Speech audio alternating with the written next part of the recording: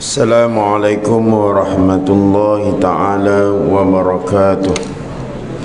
Alhamdulillahi rabbil alamin. Wassalatu wassalamu ala ashrafil anbiya'i wal mursalin Sayyidina wa maulana Muhammad wa ala alihi wa sahbihi ajma'in. Subhanaka la ilma lana illa ma 'allamtana innaka antal alimul hakim.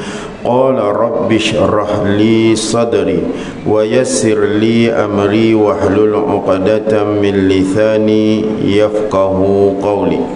Wa qala Allah ta'ala fil Qur'anil 'aziz ba'da a'udzu billahi minasy syaithanir rajim. Innal ladzina kazzabu bi ayatina wastakbaru anha la tufattahu lahum abwabus sama' wa la yadkhulunal jannah hatta yalijal jamalu fi sammil khiyat wa kadzalika najzil mujrimin. Sadaqallahul azim. Wala haula wala quwwata illa billahil aliyyil azim.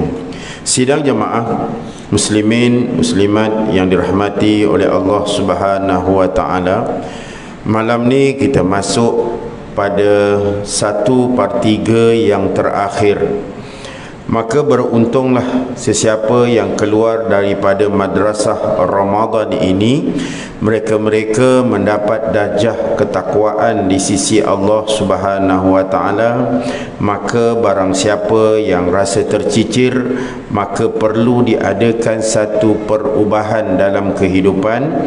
Mudah-mudahan waballighna ya Ramadan, untuk tahun yang akan datang kita dapat lagi bersama-sama dengan bulan Ramadan ini dan kita memperbaiki amal ibadat kita kepada Allah Subhanahu wa taala. Okey, insya-Allah saudara jemaah sekalian, mesej saya malam ni ada dua. Yang pertama, saya nak mengajak tuan-tuan tentang hebatnya manusia yang berpegang dengan Al-Quran. Kerana sabdaan Nabi kita Muhammad sallallahu alaihi wasallam, ada 10 perkara tentang kehebatan manusia-manusia yang berpegang dengan Al-Quran ini. Hadis Nabi ini diriwayatkan oleh Abdullah bin Mas'ud. Qala Rasulullah sallallahu alaihi wasallam, inna hadzal Qur'an ma'dubatullah faqbalu ma'dubatahu mastata'tum. Inna hadzal Qur'an hablullah wan nurul mubin wasyifa'un nafi'. Ismatun liman tamassaka bihi wa najatun liman ittaba'ah. La yazighu fayasta'tiba wa la ya'wajju fayuqawwim wa la tanqadi ajaibuh wa la yakhluqu min qasratir rada utluhu fa inna allaha ya'jurukum ala tilawatih kullu harfin 10 hasanat. Ama ini la aqulu lakum alif lam mim harfun walakin alifun wa lamun wa mimun. Sadaqa Rasulullah sallallahu alaihi wasallam. Ini tentang 10 kehebatan yang dikhabarkan daripada Nabi sallallahu alaihi wasallam, dan juga ini adalah juga satu saranan daripada Nabi tentang kepada manusia terhadap mukjizat yang diberikan kepada Nabi yang bersama juga dengan kita sampai pada hari ini. Okey ya. Apa kata Nabi yang pertama? Al-Quran ini adalah satu hidangan, ya, satu perundangan, satu tata cara kehidupan, ya, yang diberikan kepada kita. Maka kata Nabi, sarankan oleh Nabi, datangi dia, ambillah dia, ya, selagi mana kamu ada kemampuan untuk mendatanginya. Makna Quran ini, selagi mana kita diberikan oleh Allah akal, diberikan oleh Allah umur, diberikan kesehatan dan sebagainya, maka sebagai umat Islam wajib ambil Al-Quran dalam kehidupan kita. Okey tuan-tuan, saya nak bawa tuan-tuan beberapa contoh, ya, tentang manusia yang jauh dengan Quran. Kita tak nak ambil zaman dulu, kita tak nak ambil zaman-zaman yang ni, kita nak ambil zaman ni. tentang sejarah-sejarah manusia-manusia yang lari dengan Al-Quran dan kemudian dia comeback dengan Al-Quran. Malah Quran menjadikan dia hebat. Okeylah tuan-tuan, cuba tengok kalau kita dalam tubuh badan kita, ya, kita dahulu tak hafal Quran, tiba-tiba kita hafal 3 kul, kita hafal 6 surah, kita hafal 7 surah, kita hafal banyak surah. Dia ada satu perubahan pada tubuh badan kita. Macam tuan-tuan, ya, kalau tiap-tiap malam tuan-tuan dihentak dengan suara imam macam tadi, dengan Al-Quran yang dilantunkan, tuan, itu juga akan menjadi satu perawatan. Kerana perkara yang keempat kata Nabi, wasyifa'un nafi', ya, dia akan jadi satu. Tuan-tuan, ya, Quran datang. Sebab itu orang yang sakit tu jangan duduk kat rumah, panggil kami baca Quran kat rumah. Mai datang suruh. Malam Ramadan kita hentak dengan Quran. InsyaAllah tuan-tuan, jin pun takut. Ni tuan-tuan, ni sejarah kami. Saya dulu belajar dekat college, ya. Kawan saya ni daripada seorang jantan yang handsome. Nah, ya. Kemudian dia menjadi seorang pondan yang narleka. Nah, ya. Dia ketika hidup, tuan-tuan, dia kecewa tau, dia kecewa dengan awek. Kemudian dia tak nak dengan perempuan, dia jadi perempuan pula. Aku pelik tu. Dan dia dikecewa dengan perempuan. Tuan-tuan, jangan tuan-tuan, ya, yang tua ni kecewa pula ni nak jadi pondan, jangan tuan-tuan, hodoh apa kita. Ya. Jadi ketika itu tuan-tuan, ya, tahun 2018 dia meninggal dunia. Dan ingat tuan-tuan, ya, dia jauh, malah dia dah tukar body, dia ditukar, di operation di Thailand. Ya Allah Rabbi, dia pernah dapat anugerah Ratu Pondan ASEAN 1993 ke 1992 di Bangkok lah, bukan di Malaysia. Ya, di Malaysia pula ada Ratu Pondan. Ya, maknanya dia hebat. Dan ingat tuan-tuan, ketika akhir kehidupan dia meninggal 2018 tu, 4 bulan sebelum dia ada telefon saya. Dia kata, dia panggil aku Gulit tau. Nah, dia tak panggil aku Asri, ya, tak ada. Ya, Lid. Sebab aku dulu main bola, sebab itu orang gelar Gulit. Nah, ya, akulah satu-satu freshie yang mengalahkan senior tau. Lepas tu aku golkan, lepas tu aku semua mampus kena ragging, kau tahu tak? Nah, ya. Dapatlah gelaran tu. Sebab itu kalau budak-budak AKM panggil aku Gulit, katanya Ajis. Ingat tuan-tuan, ya, ketika 4 bulan before dia mati tu, dia meninggal, dia tanya, Lid, adakah aku akan diazab oleh Allah? Adakah aku akan jadi ahli neraka? Sebab dia baca hadis Nabi, dia kata barang siapa umatku yang menukar apa-apa fitrah yang diberikan oleh Allah, kau bukan daripada umat aku. Nabi tak ngaku jadi umat. Adakah kita salah? Manusia semua berdosa. Kalau syurga tu milik aku, aku bagi kau masuk. Tapi itu milik Allah, bukan milik aku. Ini milik Al-Khaliq. Engkau minta dengan Allah. Walaupun kau dah berubah, banyak orang jahat lagi pada engkau. Banyak lagi orang zaman silam yang lebih teruk daripada kita semua. Tapi ingat tuan-tuan, cakap dia macam inilah. So aku tak panggil dia Sonia tau. Nama betul pondan dia Sonia. Ya. Kau kalau tengok Sonia penyanya tu, nyanya lah tu. Ya. Ini bukan sajat tau, ini bukan sajat. Ya. Dan ketika itu saya cakap dia, engkau pandai baca Quran kan? Kau kembali balik, baca balik Quran. Habis macam mana dengan sembahyang aku? Engkau ganti lah. Apa pula aku nak ganti? Kau tanya kalau pendapat satu puak tu tak payah ganti. Ya, kau bayar je. Ya, ganti. Kau buat. Ingat tuan-tuan, dia mula dengan mengaji Al-Quran. Dia ganti sembahyang dia, dia tunai. Dan ingat tuan-tuan, ya, selepas sujud pada waktu subuh, doktor khabarkan dia meninggal dunia. Allahu Rabbi, hebat. 4 bulan ya tuan-tuan, setelah melakukan berapa tahun. Dan ingat, kata doktor, memang wajah dia lain. Dikebumikan pun ramai orang datang.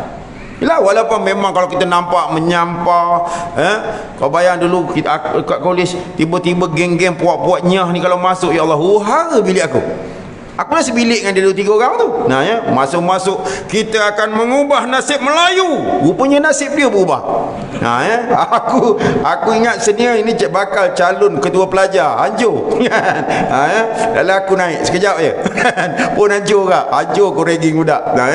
Jadi ingat tuan-tuan, ya, maknanya kehidupan ini satu contoh. Yang kedua tuan-tuan, Saya ada seorang sahabat ni tuan-tuan, dia pun sama, dengan jawatan, pangkat, kekayaan, duit yang mewah. Ingat, dia ada lesen, disewakan kepada orang, mendapat ribuan ringgit tanpa perlu bekerja. Tapi dia lupa tuan-tuan kepada Allah. Sehat tuan-tuan, tiba-tiba dekat-dekat pencen Allah uji dia dengan sakit. Ingat tuan-tuan, dia menangis, dia kata, apa nasib aku? Dulu aku menongkat langit, hak dunia ni hak aku. Aku marah orang pergi masjid, aku marah orang pergi ni, aku cakap ke orang ni apalah, duduk sembahyang ibadat. Ya Allah tuan-tuan, dia pernah nolak ni. Aku rasakan syirik dia dah punya banyak dah.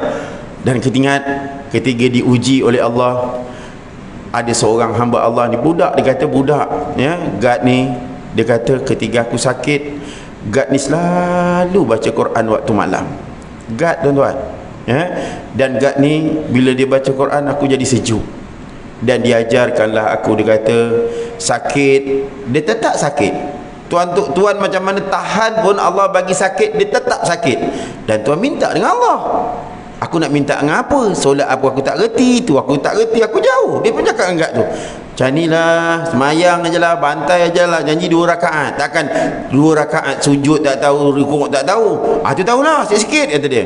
Kemudian pada waktu malam, Gad ni datang dekat katil dia, bacakan Quran. Dia kata, dan malam tu dia khabar katanya, aku menangis satu malam, aku jauh. Nasib baik, dia kata, sakit ni Allah tak ambil nyawa aku. Dan Gad ini bacakan lantunan ayat-ayat Al-Quran, hati dia jadi sebab, hati dia jadi ni. Tengok tuan-tuan, dia datang jumpa saya, dia kata apa? Aku jealous lah tengok kau selalu pergi umrah. Aku tengok pergi umrah, tapi balik aku tengok, yelah, gua pergi umrah balik dapat tanah, dapat itu, dapat bawa mahat. Aku jealous, tapi aku nak pergi, aku takut, sebab aku takut tak nampak Kaabah. Mana kau tahu tak nampak Kaabah? Kawan aku kata, kawan kau dah pergi umrah? Belum, sama gila dengan kau. Okey, siapa jahat? Kau dengan Abu Lahab? Abu Lahab lah jahat. Siapa takkan kau nak kata Abu Lahab dengan aku sama sepesen? Abu Jahal? Abu Jahal jahat. Rumah dia kat mana? Kat Kaabah lagi. Hari dia tengok Kaabah. Dia menentang Rasulullah SAW. Elok je nampak hari-hari. Apalah kau? Jom tahun depan kalau kau sihat, jom ikut aku. Ingat, Allah bagi dia sekadar insulin. Allahu Rabbi. Allah bagi terus drastik ya. Dan ingat, hari ni khabarnya ialah dalam seminggu Ramadan saya ada telefon dia. Dia kata aku dah hafal 7 surah Fatihah ya, 3 kul, dan aku dah hafal kul ya ayyuhal kafirun, izaja dengan tabbat yada. Tuan-tuan, hebat. Yasin aku dah hafal 2 ayat, Yasin wal Quranil Hakim. Jadilah, tak dapat 83, dapat 2 pun jadi. Daripada kita pun kadang tak apa, tapi Yasin takkan kau tak hafal, tak malam baca. Al-Mul dapat 1 2. Jadi ingat tuan-tuan, ini dia dah dapat hafal. Dan tuan-tuan bayangkan, baru hafal 7 surah, dia kata ya Allah, hebatnya budak kalau hafal 30 juzuk. Tuan-tuan, tentang hebat. Jadi tuan-tuan, Nabi kata yang pertama, Al-Quran ini hidangan daripada Allah, maka datangilah ia selagi mana kamu ada kemampuan dengannya. Okey, yang kedua kata Nabi, orang yang baca Quran, orang yang jalan dengan Quran, amalkan Quran ini, dia adalah talian penghubung antara kita dengan Allah Subhanahu wa taala. Jadi bacalah tuan-tuan, Allah akan dengar. Allah ialah, ingat ya, kalau kita baca masih lagi berdosa, kita baca lagi masih bermaksiat, kita baca tuan-tuan, mudah-mudahan Allah akan sekat besok maksiat ini dan Allah gantikan dengan yang baik. Ingat tuan-tuan ya, aku pernah jumpa operasi ketika jadi ketua kampung, tukar urut. Ingat ya, dalam bilik tukar urut ada telekung, betul tak? Dalam bilik tukang urut ada telekung. Cik ni sembayang ustaz, urutan ustaz. Aku tak cakap apa dah. Dia kata maksiat sembayang kan. Aku pun lantar kau lah, janji operasi malam tu berjalan lancar. Jadi ingat ya, maknanya ini ada hubungan tuan-tuan. Dan insya-Allah dia kata dia nak berubah, tapi sempit, hidup sempit. Allah Rabbi, ramai orang macam tu. Tapi ingat kata Nabi, kalau kamu nak hubungkan diri kamu dengan Al-Khaliq, bacalah Quran, amalkanlah Quran dalam kehidupan kita. Okey, yang ketiga, wan nurul mubin. Quran ini akan mencahayakan, menjadi nur dalam kehidupan kita. Ingat tuan-tuan, Al-Quran dibaca salah satunya ialah untuk menolak bala. Ya, ingat ramai orang. Kenapa tuan-tuan bila sakit baca Yasin? Sebab ada kaedah yang untuk minta dengan solat hajat, bacakan ayatul kursi dalam solat hajat, bacakan al-kafirun ataupun alam nasrah. Ada fa inna ma'al usri yusran, inna ma'al usri yusra. Untuk apa? Al-Quran menjadi satu rawatan untuk menjaga cover kita. Sebab itu orang baca Quran ini, kalau tuan-tuan tengok tenang. Tuan-tuan tengok budak hafal Quran tenang. Tapi aku baru ni dapat khabar, ya, baru-baru ni imam merempit ditangkap, di Kelang kan. Itu anak murid aku lah tu. Aku cakap, ya Rasulullah, nampak imam merempit. Tak minta jangan imam surah An-Nur merempit. Maknanya ingat ya, bila macam dia kata ya, dalam tu polis kata apa? Bila ditangkap, dilokapkan, dia kata aku suruh dia mengaji daripada malam sampai ke pagi. Tenang, lokap. Kalau tidak sampai ada sahabat-sahabat daripada non-muslim itu, dia tenang. Maknanya tuan-tuan, orang baca Quran ini ialah jahat dibuat, tapi orang yang melantunkan Al-Quran ini dia ada nur cahaya di sisi Allah. Sebab tu tuan-tuan tengok beza antara orang solat dengan orang tak solat, ya, dan sebagainya. Dia ada satu nur ini, ingat, itu bukan dibuat-buat, akan tapi dia dapat di sisi Allah. Yang keempat, kata Nabi SAW, wasyifa'un nafi, dia menyembuhkan. Dan ingat tuan-tuan ya, salah satu kehebatan yang dikaji dalam Al-Quran, pembelajaran yang kita boleh dapati daripada Al-Quran, dia menewaskan ahli-ahli sihir. Dia boleh menewaskan sihir-sihir dan sebagainya. Sebab itulah bila kita rawat orang, dibaca Al-Quran. Kalau bomo dia lain, dia menteri, jampi, mentera dan sebagainya. Akan tetapi kalau perawat-perawat dan tata cara Islam menyembuhkan manusia ini, dibacakan Al-Quran. Tuan-tuan baca dalam suratul A'raf ayat 117 sampai 112 untuk orang yang terkena sihir. Ayat suratul Toha ayat 81-82, surah Toha ayat 69, suratul Yunus ayat 81-82. Ya, baca surah Al-Hasyr pada 3 ayat yang terakhir daripada huwallahul ladzi la ilaha illa huwa alimul ghaibi wasyahadati, itu baca sampai 3 ayat itu. Ingat tuan-tuan, ini ayat-ayat. Baca suratul Rahman ayat 38, tak silap saya, ya ma'syaral jin wal ins illa liya'budun. Maknanya bacalah ya ma'syaral jin wal insi in istata'tum an tanfuzu min aqtaris samawati wal ardi fanfuzu. Baca tuan-tuan 4-5 ayat ini boleh menolak. Makna dia menjadi syifa pada kita. Macam tu kak, kalau kita kena COVID, tuan-tuan, sampai sekarang tidak ada ubat yang boleh mujarab pada kita. Semua kajian lagi. Ingat, mula-mula kena COVID dulu, kau bantai apa? Ivermectin tu. Ya? Doktor kata jangan makan ni. Kita pagi sebiji, tengah hari sebiji, petang sebiji. Patut biol. Tengok, kita kaji lala kita apa dah. Ingat, dalam hadis Nabi, ya, ubat-ubat kita ada keliling kita. Itu yang kena ketum, kena sirih, ya. Aku bila budak sakit, dia kata, Ustaz, tak ada rasa. Kau tengok, aku bagi akar bakar wali. Sampai sekarang macam mana tak ada rasa pun, dia kata rasa Ustaz. Sebab akar bakar wali itu sepahit-pahit ubat dekat Malaysia, tahu tak? Aku jumpa pula malam lagi jalan, aku tengok ada akar bakar wali, ambil elok sikit ni. Nah, ya, kita makan rebus, aku makan rebus, tapi budak ni aku rasakan degil. Nah, kau ambil bakar wali, kau kunyah. Baru kau tahu ada rasa, ada. Lepas tu taubat lahum, dia tak nak tahu lagi dah. Maknanya ni kadang-kadang ini tuan-tuan, kita jumpa ini ubat. Nasib baik kalau orang jumpa rumput tu jadi ubat. Nabi Allah Ayub, ya, sembuh dengan ni, kau pun makan rumput. Aku ingat kalau orang kena COVID, rumput pun dia tala. Nasib baik tak jumpa ubat-ubat ni. Maknanya kadang-kadang ini tuan-tuan, benda-benda ubatan ini kita baca, mudah-mudahan Allah datangkan ubat pada kita. Hari ni kita semua dah muka COVID dah. Majoriti di antara kita dah kena penyakit ni. Okey. Yang kelima, kata Nabi SAW, ismatul liman tamassaka bihi wa najatun liman ittaba'ah. Dia akan jadi penjaga. Quran ini akan jaga kita kepada siapa yang berpegang dengannya. Yang keenam, kata Nabi SAW, la yazihu fayasta'tib. Ingat ya, Al-Quran ini boleh mendatangkan kejayaan kepada kita. Sebab itu tuan-tuan, hari ni kalau orang tanya budak tahfiz nak jadi apa?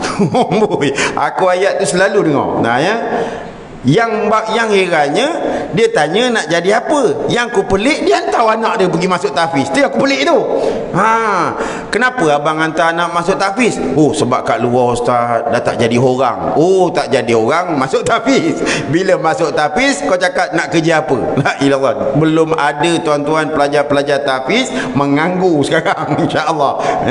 Masya-Allah. Malah ada tadi saya dah berdiskusi dengan daripada UiTM datang kepada saya, dia kata macam mana ustaz budak 14 tahun boleh jadi kontraktor? Nak kita latih, tak nak tak usah. Latih, insya-Allah dia jadi kontraktor. Tak dilatih, tak dijadilah jadi kontraktor. Senang faham gitu. Bahawa dilatih, Quran akan menjayakan kita.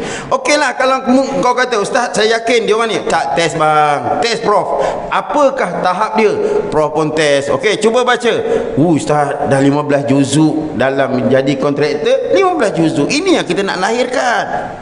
Tuan-tuan bayang kalau tuan-tuan hantar anak yang pandai habis 30 juzuk, kita ajar sains, ajar biologi, ajar kedoktoran peringkat awal. Ingat tuan-tuan, negara luar umur 11 tahun TVET telah diterapkan.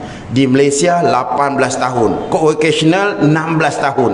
Itu tahap kita pada hari ini. Ingat tuan-tuan, kita boleh buat. Sebab saya dah buat 11 tahun budak dah boleh ketuk paku. 11 tahun budak dah boleh masak tuan-tuan. Kita mati, anak hidup. Hari ini kita mati, anak-anak mati. Jadi kalau kita ambil Al-Quran, kita bangun bersama dengan Al-Quran, saya yakin kita akan berjaya. Orang akan takut dengan kita. Hari ni orang tak takut bang dengan kita. Sebab hari ni kita balak. Apalah ustaz, doa-doa kunut kepada tu Allahumma ansuril ihwan al-mujahidin fi Palestin. Ustaz, orang Palestin baling dengan batu. Bila nak menang? Ingat tuan-tuan, kalam sahabat-sahabat kita di Palestin apa katanya? Kami tidak pernah minta kamu datang ke bumi Aqsa ini.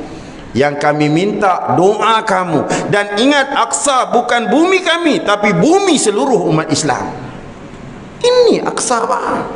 Dan kita pergi komplain sampai bila nak menang dengan batu. InsyaAllah satu hari Islam akan menang. Ini yang kita yakin.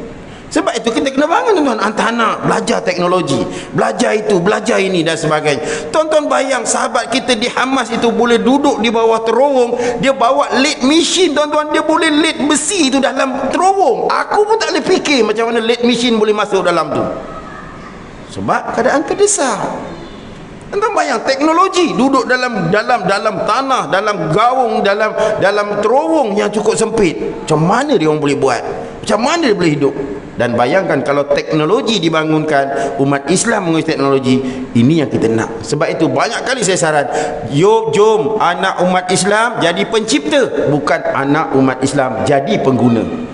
Ini yang kita nak pada hari ini. Bangunkan tuan-tuan, insya-Allah dia akan mendatangkan kejayaan kepada kita.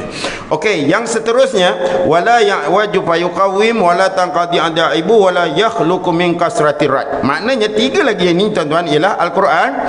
Siapa-siapa pun yang pegang Al-Quran, yakin kita tidak akan tercela dan kita tidak akan salah. Peganglah Quran tuan-tuan. Hari ini tuan-tuan ya, kita dalam amal ibadat orang IGU-kan kita pada hari ini. Selawat selepas tarawih, ya Allah. Sedangkan Nabi kata selawatlah di mana-mana. Ulama gariskan panduan kita daripada kita lepak. Ingat solat tarawih ni solat rehat-rehat, lepas itu kita nak selang-selikan dengan selawat. Ingat bukan ulama main-main buat tahlil. Ingat manzil, maksurat dan sebagainya. Ini ulama susun elok-elok supaya jadi satu amalan-amalan wirid, dan ini ada sandaran dengan Nabi sallallahu alaihi wasallam. Jadi mereka susun untuk kita. Jadi kalau tuan-tuan kata banyaklah tuan-tuan. Boleh baca manzil, boleh baca itu, boleh baca tahlil. Ingat wirid 33 kali. Ada sanad dia tuan-tuan. Nabi ketika mana sahabat-sahabat miskin melihat orang-orang kaya yang menderma di dalam Islam ini, tiba-tiba dia kata, ya Rasulullah, kami tiada harta, kami miskin, apakah yang kami nak buat? Lalu Nabi ajarkan, bacalah subhanallah 33 kali, alhamdulillah 33 kali, Allahu Akbar, dan sambung Allahu Akbar kabira. Makna yang inilah dibaca supaya orang yang baca wirid ini akan jadi kaya. Sebab itu ulama kata sebelum tidur, ingat ada kitab yang dikarang oleh para ulama, tidur bacalah 33 kali ini dengan 3 kul itu, maka kemudian bismillah tawakkal ala Allah, tidurlah, insya-Allah kamu akan terjaga di dalam tidur kamu daripada sebarang gangguan dan sebagainya, ya. Maknanya ingat Al-Quran ini kalau kita ni salah, dia tidak akan tercela. Ingat ya, yang seterusnya sekiranya kita bengkok, Quran akan betulkan kita. Jangan takutlah tuan-tuan, ya. Bacalah tahlil dan sebagainya, kita amalkanlah apa-apa dalam Islam, dan insya-Allah Islam akan pandu kita, ya. Minta, ya Allah kalau aku salah dalam amalan, betulkanlah, insya-Allah nanti orang akan datang. Tengok Pak Imam tak jumpa lakum dinukum waliyadin. Tengok orang belakang pun buat bekak tak nak betul. Lala budak kecil daripada pasti datang, apa ni, lakum dinukum waliyadin. Tak jumpa lakum. Ya? Budak pasti siap tegur. Dan yang kat belakang tak nak tegur, dia tegurnya. Ada kes di sebuah kampung. Nah, yang belakang lantak kau tak jumpa lakum dinukum pun lantak kau lah. Lala budak pasti datang, lakum dinukum waliyadin. Nasib baik dia tak ganti jadi imam. Maknanya ini kaedah. Jadi maknanya Al-Quran ini dia akan ni kalau bengkok dia akan dibetulkan. Dan ingat kata Nabi yang ke-8, Al-Quran ini keajaiban dia tak putus-putus. Tuan-tuan bacalah, rezeki tambah. Tuan-tuan bacalah, dia akan menyelesaikan masalah. Tuan-tuan bacalah, dia akan menjadi satu benda yang memang ajaib. Tuan-tuan cuba tengok, kadang-kadang kami cuti pada hujung tahun.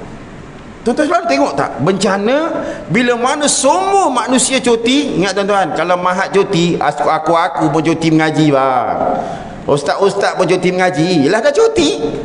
Tuan-tuan tengok bencana pada tsunami pada 26 hari bulan 12 tahun 2014. Tuan-tuan tengok tahun lepas, ya, kita dah katakan jangan cuti semua, separuh buka.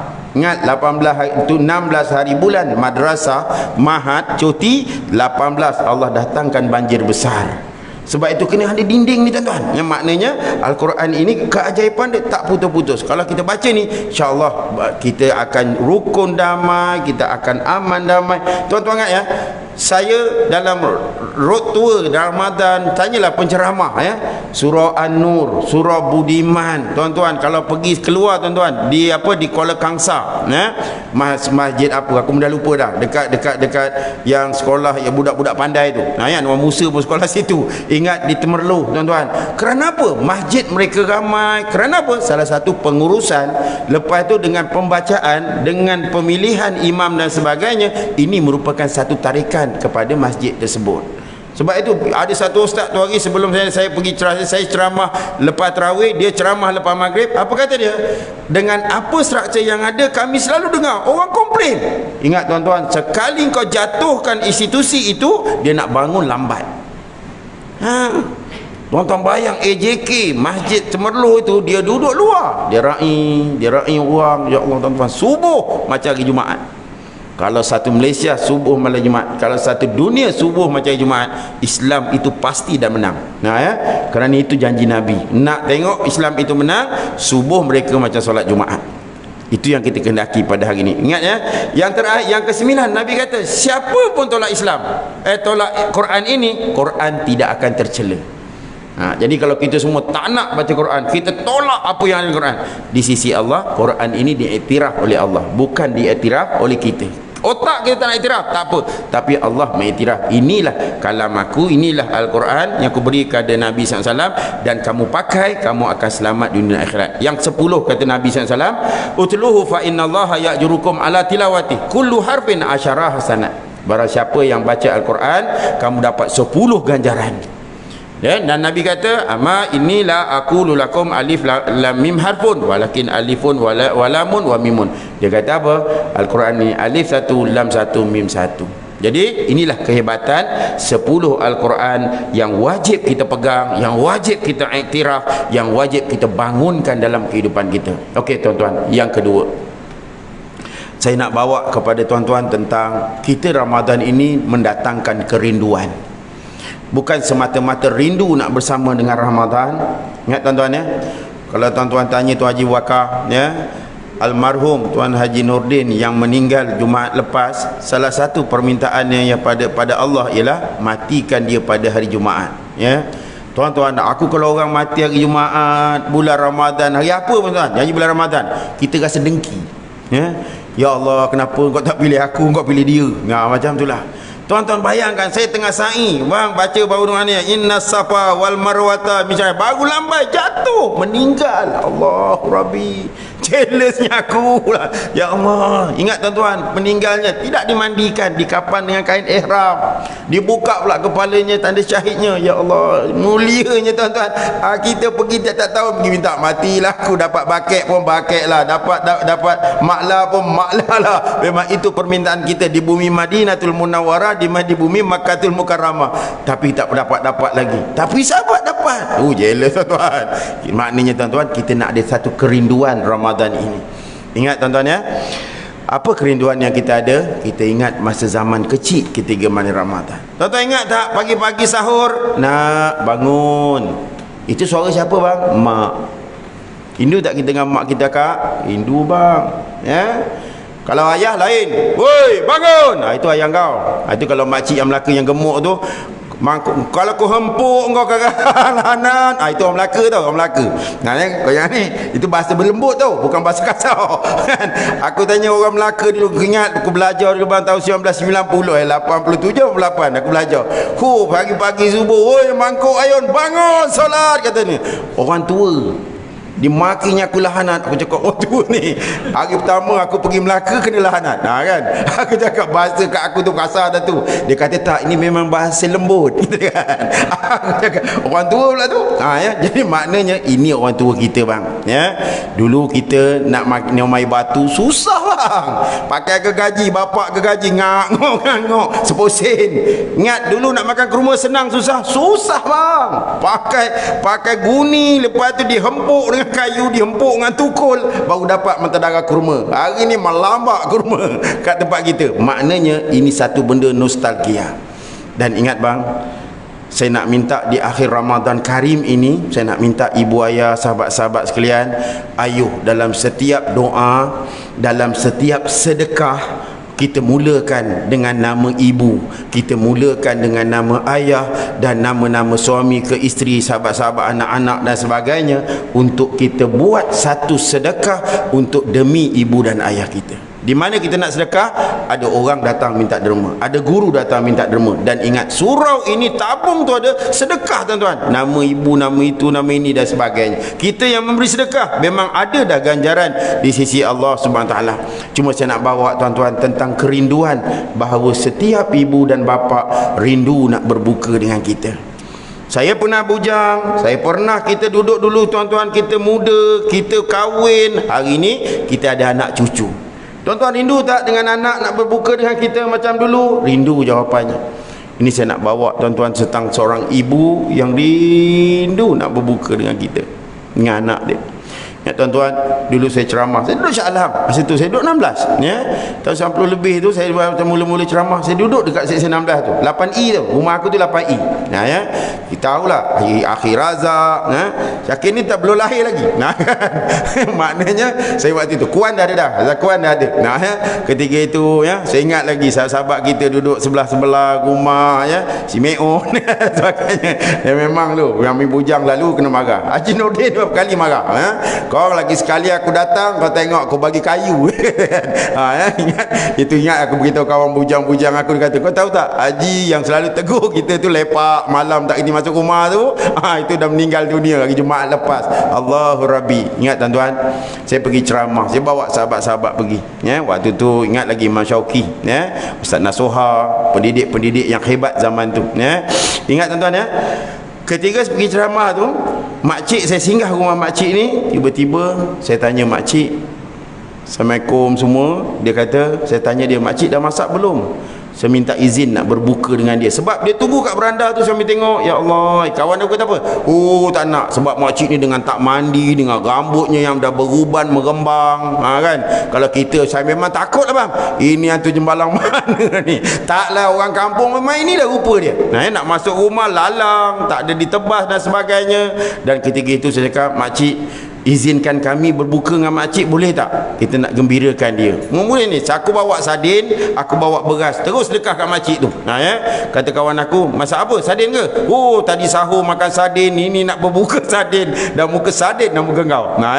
Jadi jangan kita berbuka dengan makanan lain pula. Aku tengok ada labu, ada pucuk labu, pucuk betik dan sebagainya. Ingat bang, ketika saya tanya dia, dia belum masak. Ingat bang, ketika tengah masak ada panggilan masuk seorang anak call mak, pakai telefon yang RM3.20 Nokia tu. Dan dia kata, mak dia cakap apa? Dah masak nak. Aku cakap dengan aku, dia cakap belum. Betul, memang dia belum masak dengan anak. Lalu aku terfikir bang, inilah ibu, inilah anak. Tuan-tuan tengok ya, seorang ibu dengan seorang anak jarang nak menyusahkan. Seorang ibu dengan ayah jarang nak menyusahkan anak, tapi anak memang suka menyusahkan mak bapak. Betul tak tuan-tuan? Ada engkau sambil nak bagi anak engkau minta duit nak pergi kolej, ba nak duit ba, beli laptop, profesor tu dah mengamuk dalam YouTube tu. Engkau pergi sambil aku tak tahu ayah susah cari duit, ni nak duit. Ada angkat tangan bapak yang bagi anak macam tu. Ada, kita marah, kau tahu tak ayah susah cari makanan ni, dia pergi menangis setiap hari. Mak bapak aku menangis ustaz sebab bagi makan ke kami. Dah, ini tanggungjawab kita sebagai ibu ayah. Tapi yang saya nak tanyakan, apa tanggungjawab kita sebagai anak-anak kepada ibu dan ayah? Ingat bang, ketika berbuka, saya ringkas cerita, ketika mana berbuka, saya baca doa setelah laungan azan dilaungkan di masjid. Ingat tuan-tuan, apa laungan makcik? Makcik ni pun menangis. Dia menangis tuan-tuan. Kami baca doa tu dia dah menangis dah, tapi dia diam. Tapi masuk berbuka, Allah, kenapa kau hantar orang lain berbuka dengan aku? Mana anak aku ya Allah? Ditanya anak. Faham? Baliklah ibu ayah, kalau hari ni kita marah anak, cuba downkan sikit. Boleh tak tuan-tuan? Kalau kita marah dengan menantu kita, kita down, biar dia orang datang balikkan kita. Sebab hari ni rumah tangga Islam memang kacau bilau. Anak menagih dadah, anak main game judi online, anak itu anak ini melambat tuan-tuan. Memang bila dapat tengok anak orang baik, ya Allah, kenapa dia tak jadi menantu aku? Sebab itu kadang-kadang orang kadang-kadang tanya, kenapa kau dah ini tahun lepas kau kahwin, tahun ni kau kahwin lagi? Tak ada ustaz, makcik tu kata aku baik, dia bagi aku kahwin dengan bini anak dia. La ilaha illallah. Rezeki kau betul. Sebab saya ni lazimah rezeki ustaz, kata dia. Sebab hari ni dia kata, ya Allah, tengok ya, saya nak cari ustaz orang Melayu mak pet. Saya kahwin dengan bangla. Ya Allah. Apa tak ada lagi ke? Tak ada. Susah hari ni, kata dia. Maknanya kalau ada seorang wanita, pemuda muslim, wanita muslimah, memang laris pada hari ni. Dia ada satu kemuliaan di sisi Allah. Dan ingat bang, dia kata, kenapa kau hantar anak orang lain bukan aku? Mana anak aku? Saya tanya pakcik, kenapa pakcik rumah tangga pakcik ni? Dia kata, tak ustaz, aku ada 3 orang anak. Dan anak-anak aku ni bukan dia tak balik, tapi di waktu perlunya, waktu inilah yang aku nak saya mereka sama dengan aku. Aku nak pagi raya mereka pegang tangan aku, tak ada. Dia balik lepas raya. Aku bukan nak lepas raya, aku nak pagi raya. Tiap-tiap tahun dia balik rumah mertua dia. Allahu Rabbi. Dulu nak balik, kita anak-anak komplain apa? Mak balik pekan mak, rumah tok banyak nyamuk. Itu dulu. Sekarang apa dia? Mak jom balik, rumah tok tak ada wifi. Memang muka main game free punya kaki. Ingat bang, hari ni mak ayah rindu kita. Dan yang lebih sadis tuan-tuan, ketika aku nak naik kereta, aku ajak dia naik kereta aku, kasut tu dilapnya. Ya Allah, makcik, kereta aku ni lah pejabat, inilah rumah, makcik naik je. Tak ustaz, ini disiplin. Ya Allah, rupanya dia nak naik kereta anak dia, dia kena bersihkan kasut dia daripada tanah. Allah Rabbi. Bang, ingat ya, kepada anak-anak sekalian, walaupun bapak kita datang rumah, ingat kereta kamu, harta kamu, apa pun yang kamu miliki adalah datang daripada usaha dan pengorbanan seorang ibu dan ayah, bukan datang daripada kita. Saya senang pada hari ini Allah datang daripada doa seorang ibu dan ayah. Ingat, kita senang pada hari ini, usaha dia menggadaikan seluruh harta untuk kesenangan yang ada pada hari ini. Jadi mesej saya yang kedua ni tuan-tuan, sepenuh Ramadan Karim, jom kita kukuhkan rumah tangga kita.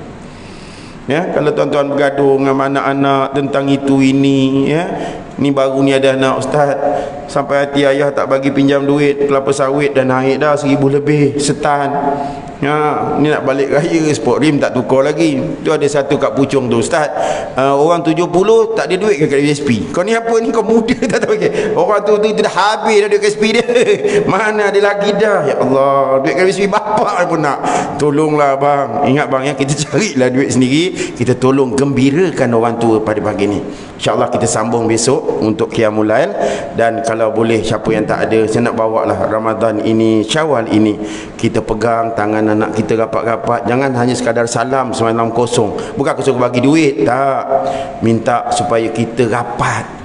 Angah, biar sayang kau Angah, ya. Tolonglah Angah, ya. Janganlah buat hal. Dia memang dia kata, ya saya banyak salah, saya kecewakan ayah apa semua. Memang anak macam tu. Nah kan, kalau Jawa lagi lama. Nah sebab itu kalau Jawa kau pergi raya rumah sebelah datang balik, dia minta maaf tak habis lagi. Jadi ingat tuan, kita minta maaf, rapatkan balik hubungan dengan kita. Kerana kerosakan kita terlalu drastik pada hari ini. Lantak engkau, aku, mak aku, ini, bapa engkau, aku dan sebagainya. Maka kalaulah seorang ibu dan ayah rindu, maka kalau ada pun masalah yang berlaku, jom kita downkan sikit. Sebagai tanda sayang kita dengan mak ayah kita. Telefon bang mak ayah, balik rumah ayah mertua dan sebagainya. Kerana inilah satu ikatan yang mana kita tahu, saya juga rindu dengan cucu, saya rindu dengan anak, ya. Tapi kita kadang bersyukur anak-anak duduk dekat dengan kita. Dan bayangkan orang yang jauh di Kelantan. Baru ni saya ceramah dengan sahabat daripada Indonesia, semua meraung, mana nak jumpa ustaz, bapa aku dah mati, aku berada di sini. Ya Allah, menangis-nangis mereka. Kerana apa? Rindunya mereka dengan mak ayah mereka. Dan rindunya mereka, lahirnya anak mereka terus ke pesantren hari ini. Anak yang umur 20 tahun, duit saja sampai, tapi tak pernah pandang wajah seorang ayah, hanya sekadar melihat di dalam telefon dan sebagainya. Tapi mereka rindu dengan ayah, nak menatap, nak pegang, nak peluk dan sebagainya. Jadi kita buat macam tu nanti, dan kita balik minta maaf dengan ayah, kita peluk tangan, peluk badan dia ni dengan rasakan kepanasan dia. Dan jangan lupa, ya, ampunkan dosa aku, ya mak, ampunkan dosa aku. Dan kalau tak ada mak dengan ayah, maka ingat kita ada sahabat mak dengan ayah kita. Kalau tak ada juga mereka, ingat ya, ayah dengan mak kat kubur tengah kehausan menunggu doa anak-anak yang soleh dan soleha ini. Maka ayo kita sama-sama raikan. Mudah-mudahan Allah berkati pertemuan dan perpisahan kita, dan kita jumpa pada 3.45 pagi ini untuk bangun Qiyamul Lail pada 10 akhir Ramadan. Mudah-mudahan kita mendapat darjah takwa kepada Allah Subhanahu wa taala. Wallahu alam. Aqulu qauli hadza wa astaghfirullahal azim li wa lakum. Assalamualaikum warahmatullahi taala wabarakatuh. Subhanakallahumma bihamdik asyhadu an la ilaha illa anta astaghfiruka wa atubu ilaik. Wa sallallahu subhanakallahumma bihamdik asyhadu an la ilaha illa anta astaghfiruka wa atubu ilaik. Bismillahirrahmanirrahim.